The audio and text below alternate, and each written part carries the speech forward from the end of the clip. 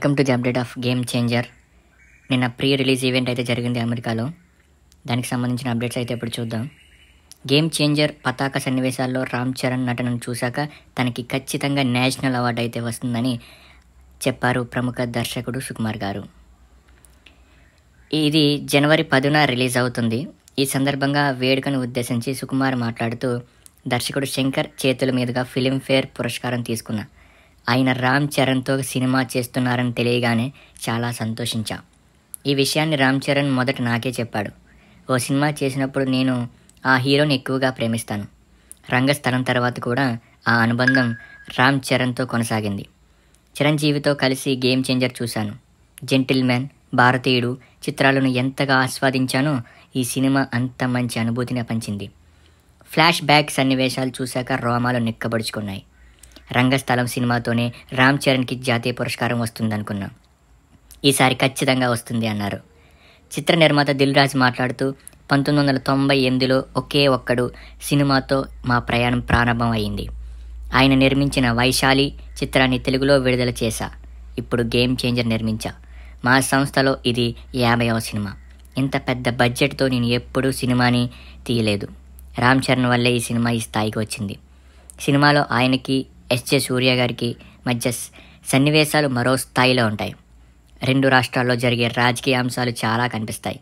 కానీ ఇవన్నీ 4 ఏళ్ల క్రితమే శంకర్ రాసుకున్నారు. తమన్ మంచి సంగీతాన్ని ఇచ్చాడు. శంకర్ శిష్యుడని అనిపించుకుంటాడు. ఈ సంక్రాంతికి గేమ్ చేంజర్ పెద్ద హిట్ కాబోతుంది.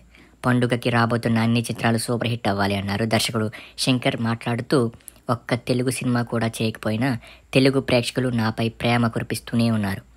చిరంజీవితో సినిమా చేయాలని ఎంతో ప్రయత్నించాను. ఆ తర్వాత మహేష్ బాబు, ప్రభాస్లతో చేయాలనుకున్నా. రామ్ చరణ్తోనే అది కుదిరింది. ప్రభుత్వాధికారి, రాజకీయ నాయకుల మధ్య వచ్చే ఘర్షణ నేపథ్యంలో ఈ చిత్రం ఉంటుంది.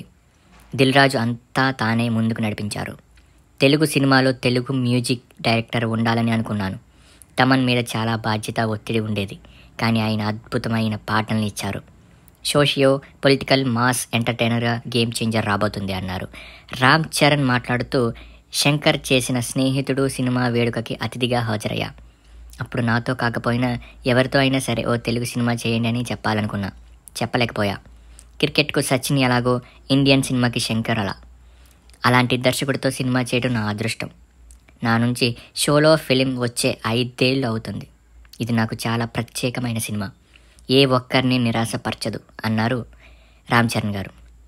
ఈ కార్యక్రమంలో తమన్, కథానాయకి అంజలి, దర్శకుడు బుచ్చిబాబు సానా, నిర్మాత అనిల్ శుంకర, నటుడు ఎస్జే సూర్య గారు, రాజేష్ కల్లెపల్లి వీళ్ళంతా హాజరయ్యారు.